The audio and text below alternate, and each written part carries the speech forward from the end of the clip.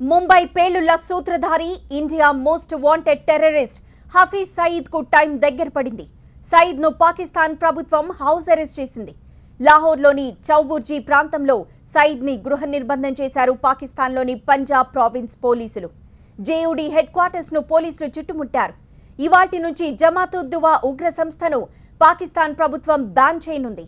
America ఒత్తిడి మేరకే నవాజ్ షరీఫ్ ఈ నిర్ణయం తీసుకున్నట్లు తెలుస్తోంది.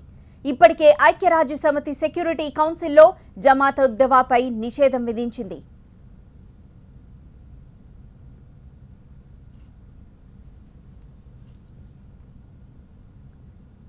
మొత్తానికి ముంబై పేలుళ్ల సూత్రధారి India most wanted terrorist Hafiz Saeed కు టైం దగ్గర పడింది. సయీద్ ను పాకిస్తాన్ ప్రభుత్వం హౌస్ అరెస్ట్ చేసింది.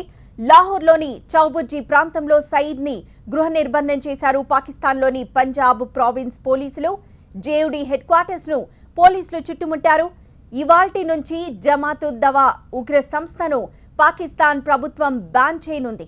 అమెరికా ఒత్తిడి మేరకే నవాజ్ షరీఫ్ ఈ నిర్ణయం తీసుకున్నట్లు తెలుస్తోంది. ఇప్పటికే ఐక్యరాజ్యసమితి సెక్యూరిటీ కౌన్సిల్లో జమాతుద్దవాపై నిషేధం విధించింది.